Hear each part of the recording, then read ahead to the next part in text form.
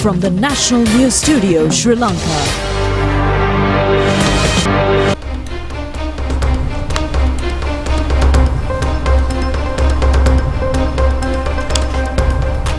Good evening and welcome to the National News broadcast, bringing you your top stories for tonight. I am Lakshita Dirisinghe. And I'm Dilanjali Ananda, and these are the top stories for tonight.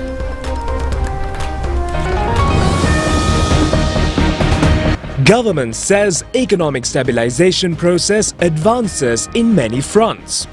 Relief packages for SMEs announced. A more compatible program on Parate law. All share price index of Colombo Stock Exchange records a rise again. 2 millionth tourist arrives in the country. 20th commemoration of the Tsunami Disaster. A cyber attack on Japan Airlines.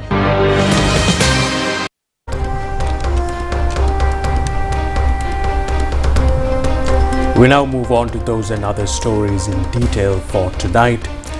20 years ago, on a day like today, the tsunami disaster struck Sri Lanka, causing mass-scale destruction to life and property. 2 minutes of silence was observed from 9:25 a.m. to 9:27 a.m. in the memory of the disaster. In the meantime, today has been declared as the National Safety Day to commemorate the people who lost their lives due to the tsunami disaster. The national television thus presented the news of the then tsunami disaster. මුහුද ගොඩකැලීම නිසා කොළඹ වරායේ නවතා තිබූ නෞකා කිහිපයකටද හානි සිදුවේයි. දැන් අපි එම දර්ශන වෙත යොමු වෙමු.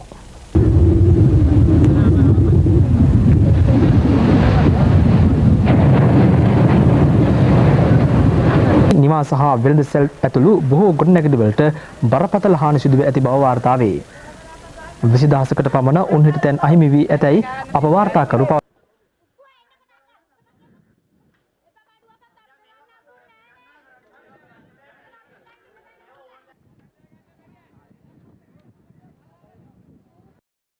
The earthquake, which occurred under the Indian Ocean on the 26th of 2004 around 6:55 a.m., measured 9.1 in the Richter scale.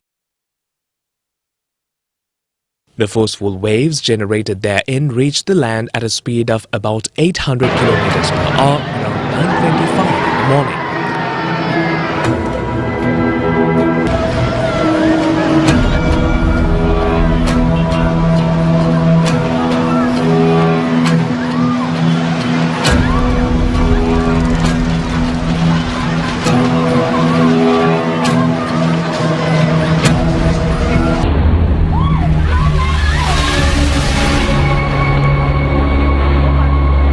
Fourteen countries in the Asian region were extremely affected by the disaster.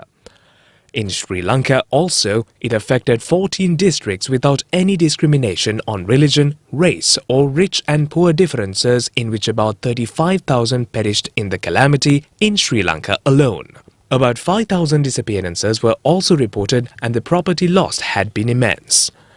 The train accident, which occurred in Peralia area due to the tsunami, is considered to be the largest train disaster in the world, killing about 1,270 people, which includes 249 residents of Peralia. Peralia Tsunami Memorial has been constructed where the bodies of the victims had been buried. A special train in the memory of the passengers and employees who lost their lives in the accident started its journey from Maradana railway station to Beliatta today. The train stopped for about 10 minutes at Peralia to pay respects to those who lost their lives in the tsunami. A memorial ceremony was held today in front of the Peralia Tsunami Memorial in Hikkadua. The relatives of the dead and residents of the area paid floral tributes to the memorial and maintained silence for 1 minute. An all-religious observance was also held and merits were transferred to all those who sacrificed their lives in the disaster.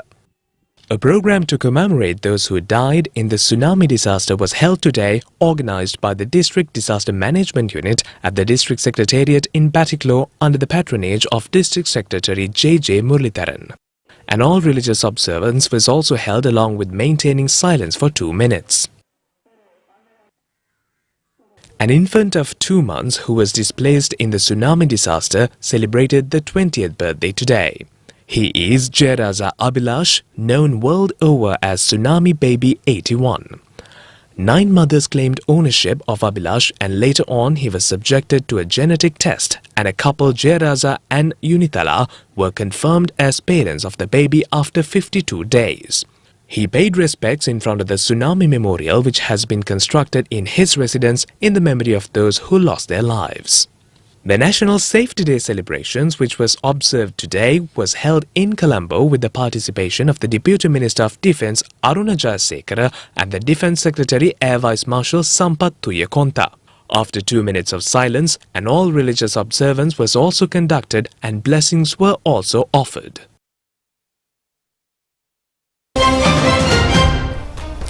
In other news, according to the Ministry of Finance, a compatible program on Parate law has been activated in a short period of time. This view has been expressed during a media meeting held at the Presidential Media Centre today.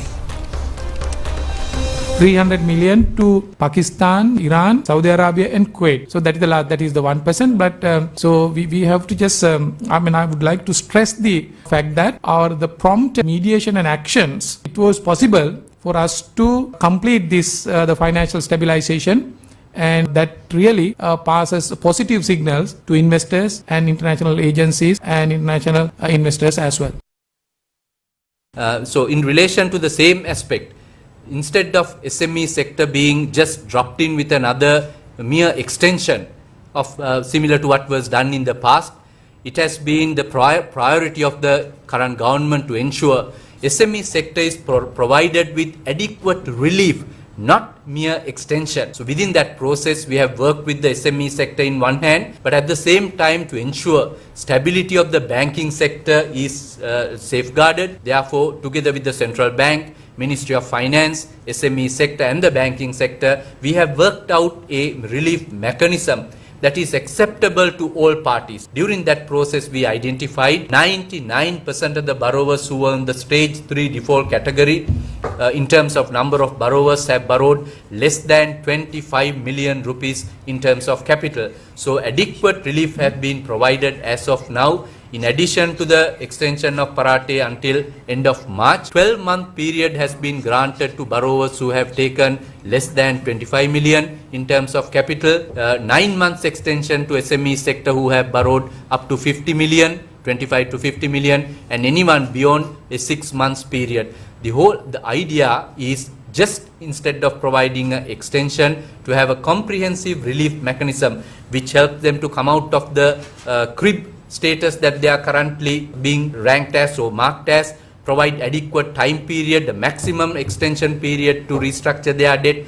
During that restructured period, charge only a nominal interest, provide working capital for them to get back on business, so provide the required advisory and other necessary support, particularly if there are legal action taken or intending to take any legal action, particularly to suspend that one, to freeze that one during this applicable relief period. Unless there are court dates fixed for further action, we kindly requested them to consider or advised them, instructed them to consider not to take any further legal action, because whatever the money the SME sector is having is getting absorbed through legal fees and various other engagements. So it allows them to repay some of the outstanding loans to the banking system. In addition to providing this type of relief, once again, we have created a mechanism to create the sustainability among the SME sector, to have an advisory mechanism through the Ministry of Industries. In addition to that one, to have a rating mechanism or a scorecard system allowing them to get rated to suitability of their borrowing ability, refinancing schemes, reinsurance scheme. So it's a comprehensive package that we have, mechanism that we have prepared for. In the meantime, the Colombo stock market extended its historic rally today. Accordingly, the all-share price index reached a new all-time high of 15,400.53. It gained 230 32.13 points, closing at 15,400.53, reflecting a 1.53% increase from the previous trading session. Meanwhile, the S&P SL20 index, which tracks the top 20 companies, also rose by 67.15 points or 1.48%, ending the day at 4,602.40. Market activity remained robust with a turnover of 7.4 billion rupees recorded during the day. This marks the 22nd consecutive day of gains, highlighting sustained investor confidence. The 2 millionth tourist of this year arrived in the island today. The number of tourist arrivals has surpassed 2 million after 5 years. The 2 millionth foreigner arrived at the Bandar Naraka airport at 10:49 a.m. in the UL-403 aircraft from Bangkok. A special ceremony has been organized at the airport premises organized by the Sri Lanka Tourism Promotion Bureau to welcome him. This is the fourth time that the annual tourist arrivals has exceeded 2 million. Earlier, Sri Lanka achieved this target in 2016, 2017 and 2018. After 2018, the maximum number of tourist arrivals has been reported this year.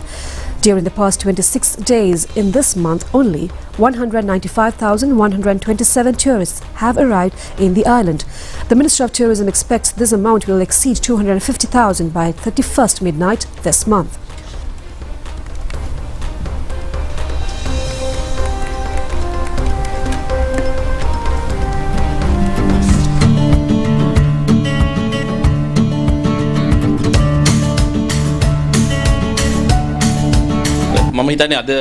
Deputy Minister of Tourism Dr. Ruwan Ranasinghe said that he considers today as a historic day for Sri Lanka.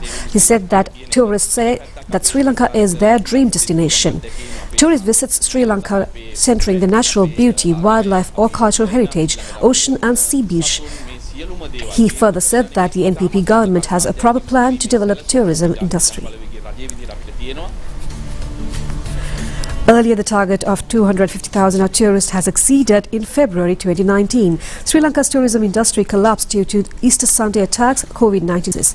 However, the analytical reports pointing out that after the new government came into power, the Sri Lanka's tourism industry has marked a new revival. The present government has been able to solve online visa problem, confirm the security of tourists and the problems faced by our tour guides. Accordingly, during the period of past 3 months, 515,192 tourists have arrived in Sri Lanka. In addition, the new government offered free visa facilities for 39 countries. Accordingly, the government expects to attract 3 million tourists to Sri Lanka in the new year 2025.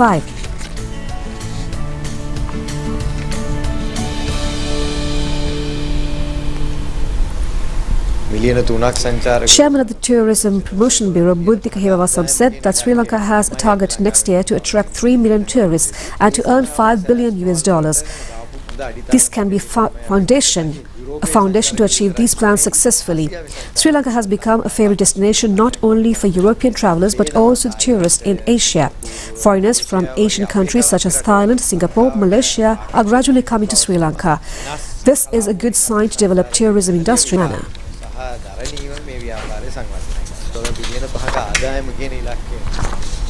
Now, during the third week of December, people around the world enjoy.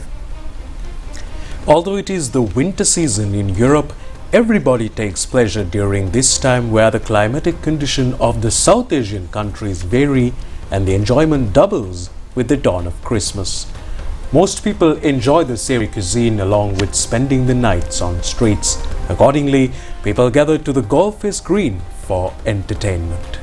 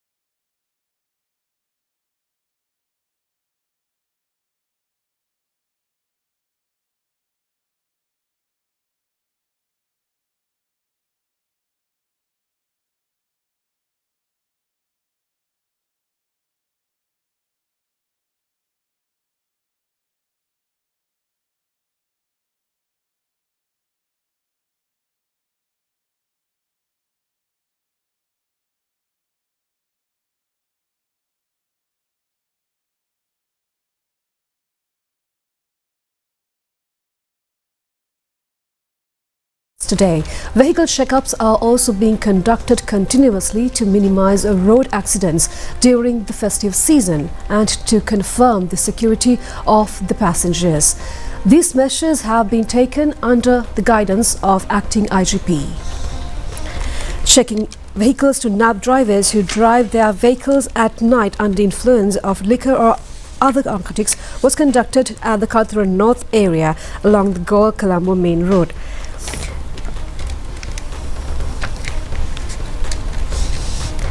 In a road accident occurred last night at the Molligoda Pirivena area in Vadua, a woman was seriously injured and admitted to the Panadura Base Hospital. The road accident was recorded in a nearby CCTV camera. A car and a three-wheeler collided head-on yesterday along the Bandara-Badula main road. Our correspondent said that 4 persons travelled in the three-wheeler, injured and admitted to the Bandara District Hospital.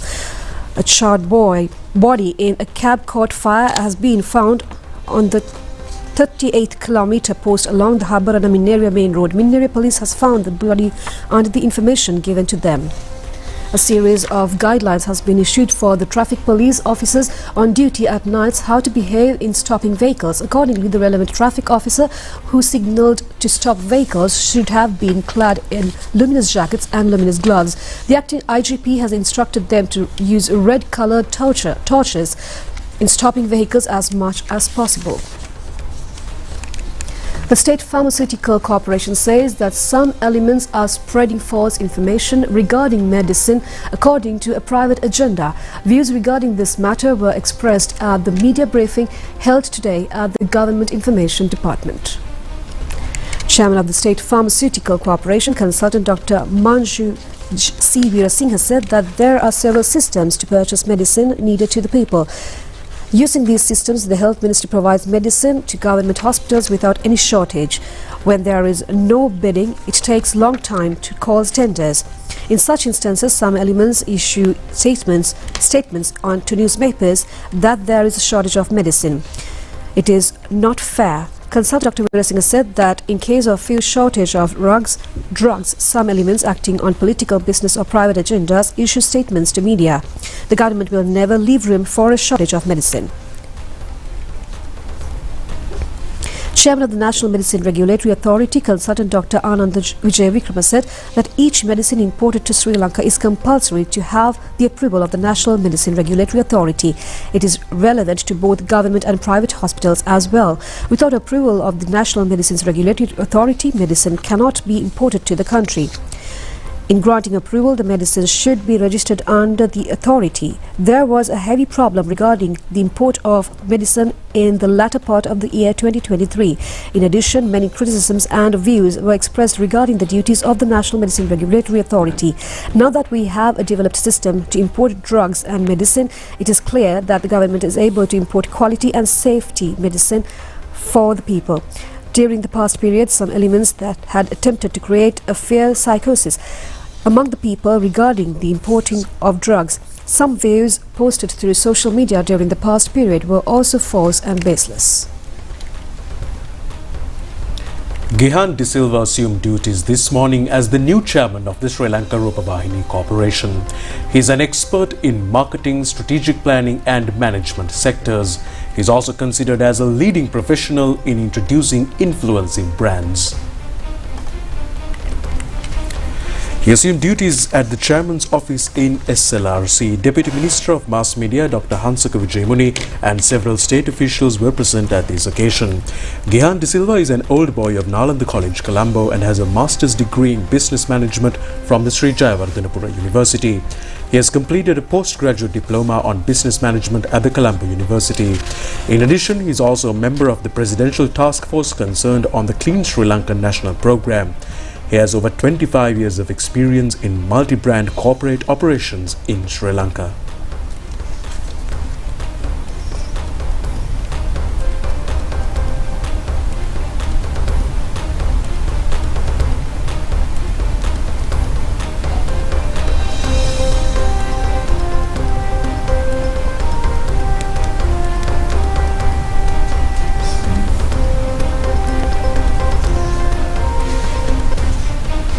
Minister Dr. Nalinda Jayatissa says that Neville Fernando Hospital in Malabe would be developed under a new format which will be beneficial to the country. The minister made this observation in an inspection tour recently. This is the first inspection tour conducted by Minister Dr. Nalinda Jayatissa in a government hospital after assuming duties as the Minister of Health. The minister held discussions with the ministry officials, consultant doctors and staff of the hospital. It has been the main objective of the government to promote Sri Lanka as the main centre for health in a tourism-centred area.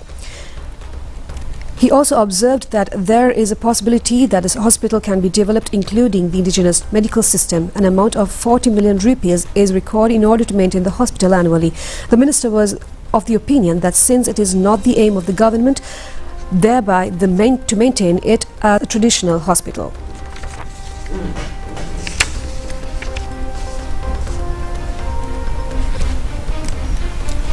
Sri Lanka Customs today again started releasing imported rice stocks. The Customs Department says accordingly, private businessmen who imported rice can get their stocks released. The government had given permission to the private sector businessmen to import rice directly without import license as a remedy to ease the rice shortage in the country. Accordingly, private businessmen have imported 77,000 metric tons of rice from the 4th to the 20th of this month. As they could not import the expected target of stocks, the cabinet decided to extend the rice importation period until the 10th of January. The relevant gazette notification was issued on the 24th of this month. Accordingly, clearing the rice stocks from the customs started today. A special system has been arranged to clear the stocks without delay with the support of the food inspectors and quarantine officials. Inspection of damaged crops during the Maha season. Damage due to the floods occurred in the month of November is still in progress.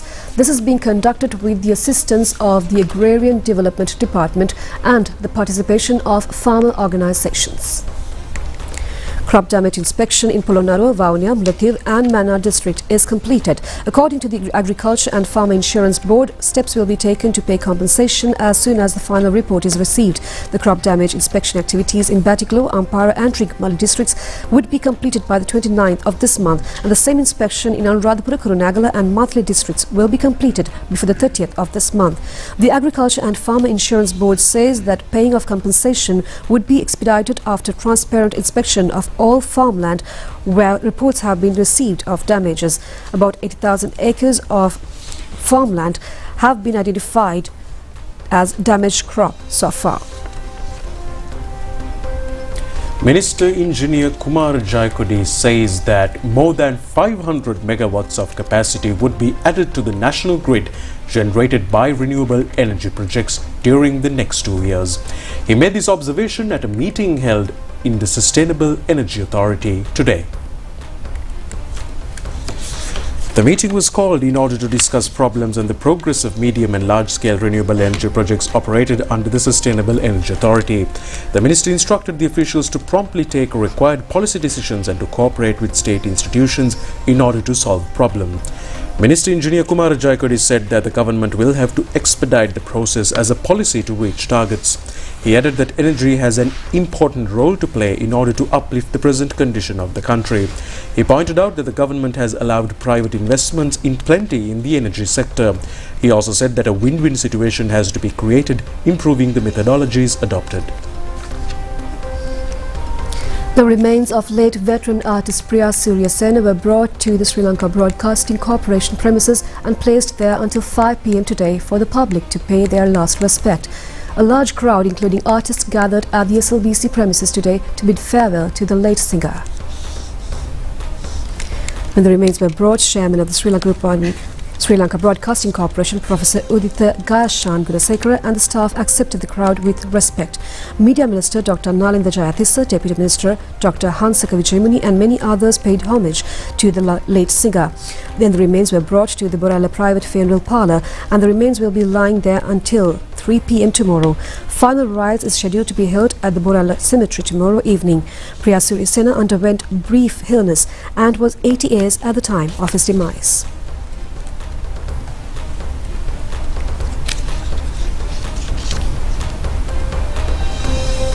The Finance Ministry says that the 6,000 rupees allowance given to the school children of Aswesuma families at the first stage will be directly credited to their accounts. The ministry states this, issuing a communique regarding the false news posted through social media. The government recently decided to pay an allowance of 6,000 rupees for the educational activities of the students of needy families. As the first stage, this allowance will be directly credited to the bank accounts of the Aswesuma beneficiary families. A certain social media has spread fake news that to obtain this allowance, the relevant families have to fill applications and hand over to the relevant divisional secretariats. The Welfare Benefits Board states that there is no truth in this news. Stay tuned with us for news overseas coming your way after this short break. Dengue, dengue, dengue, dengue. Dengue, dengue, dengue, dengue. A total commitment by everybody, every day, will help control dengue. A message from the Ministry of Health.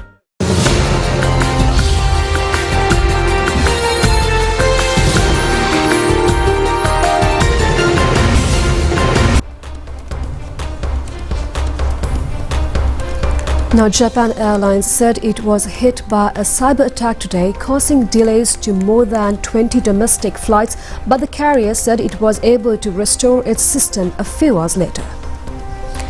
Japan Airlines said the problem started today morning when the company's network connecting internal and external systems began malfunctioning. But airline officials insist that the attack had no impact on flight safety. The carrier said it was able to identify the cause as an attack intended to overwhelm the network system with massive transmissions of data. Such attacks flood a system or network with traffic until the target cannot respond or crashes. The airline said the attack did not involve a virus or cause any customer data leaks. The cyber attack had delayed 24 domestic flights for more than 30 minutes. Experts have repeatedly raised concerns about the vulnerability of Japan's cybersecurity, especially as the country steps up its defense capabilities and works more closely with the United States and other partners with much tighter cyber defenses.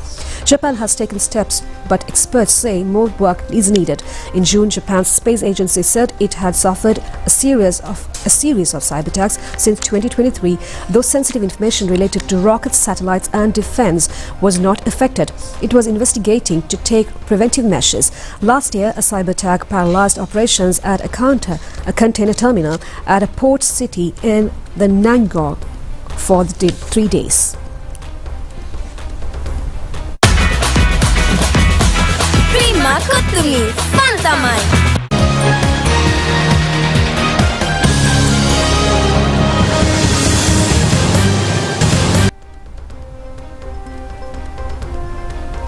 The fourth Test match between India and Australia commenced today at the Melbourne Cricket Stadium in Australia. Australia batting first with 311 runs for the loss of 6 wickets at stumps today. Australia plays an annual test match with a foreign cricket team on the 26th of December and they call it the Boxing Day Test match. This time they are playing against India, starting the 4th test in the series between India and Australia. After winning the toss, Australia decided to bat first. Debutant Sam Constance opened the batting with Usman Khawaja. Ravindra Jadeja was able to capture the wicket of Sam Constance, who scored his first half-century, scoring 60 runs as the first wicket. Usman Khawaja scored 57 runs while Manas Labuschagne scored 72 runs. In bowling, Jasprit Bumrah captured 3 wickets. At stumps today, Stephen Smith on 68 and Captain Pat Cummins on 8 were at the wicket.